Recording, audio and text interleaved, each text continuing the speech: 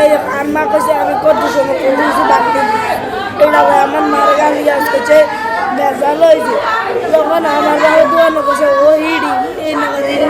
হিটছে কে যারা হিটছে 5 টাকা লাই আছে তার করে দোকানে আসি আর কতক্ষণ পরে আমার দিয়ে ফোন দিল আব্বা কাঁদে ফোন দিল যে আব্বা আপনি কোন হাইগুলাই দোকানের সামনে এখন গাড়ি এলাম তাড়াতাড়ি আনো জামাইটি শেষ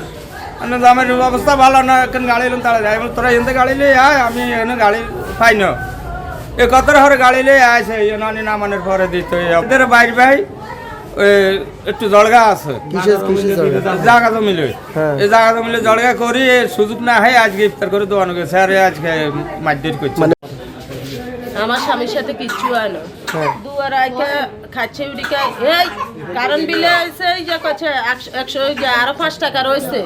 তুমি কেন ইয়া দিছে 332 টাকা দিছে 332 টাকা কেন দেওয়া হইলো তাই কেছি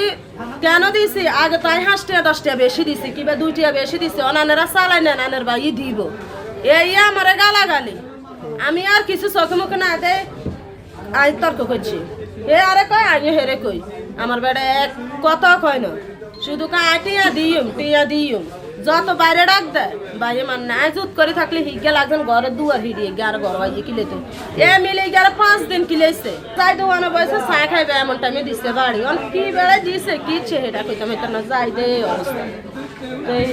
বাস আমি হাসপাতাল আনছি আনার পরে দেওয়ান মৃত ঘোষণা দিচ্ছে আমি তো জানি না আমার একটা মেয়ে হয়েছে দুটা আর একটা মেয়ের 12 বছর অন্তর ছেলের 12 বছর পূর্ণ হয় না তাহলে আমি কি করি এসব পালন করি বলেন কেন আমার স্বামীর আশ্রয় নিয়ে দাঁড়াইলো কেন আমি এই পরিস্থিতির মধ্যে পড়তেছি এরা জায়গা জমি নিয়ে আমার সাথে বহুত মারপিট করছে কিন্তু আমি আমার স্বামীর একার কথা বলতে দিই না কলপাড়া এলাকায় দুই ভাইয়ের মধ্যে বিদ্যুৎ বিল নিয়ে গতকাল ইফতারের আগে ঝগড়া হয় কথা কাটাকাটি হয়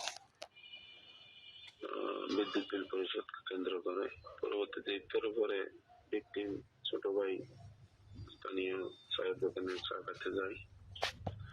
পরে বড় ভাইও ওই দোকানে চা খেতে গেছে অনেক আবার একই বিষয় নিয়ে তাদের মধ্যে কথা কাটাকাটি হয় এক পর্যায়ে হাতাহাতি হয় আবার মারামারি হয় হাতে পরবর্তীতে স্থানীয় যারা লোকজন ছিল তারা দুই ভাইকে দুদিকে ছুটে দেয় বড় ভাইকে দোকান থেকে বের করে নিয়ে আসে আলাদা করে দেয় ছোট ভাই দোকানে ছিল ওই দোকানে কিছুক্ষণ পরে সে মাথা ঘুরে পড়ে যায়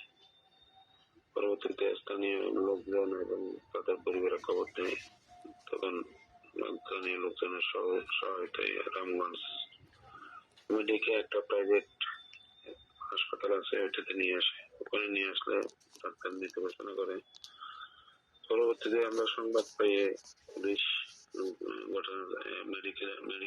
হাসপাতালে যায় ওখান থেকে লাশ আবার সরকারি স্বাস্থ্য কমপ্লেক্সে নিয়ে যায় ওখান থেকে পোস্টমর্টম পরিবারের পক্ষ থেকে না করার জন্য রিকোয়েস্ট ছিল পরে আমরা আইনগত বিষয়টা গুরুত্ব দিয়ে তাদের লাশ নিয়ে আসি এবং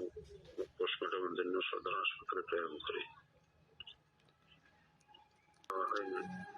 অভিযোগ পাওয়ার সাপেক্ষে পরবর্তী আইনগত ব্যবস্থা গ্রহণ করা হবে।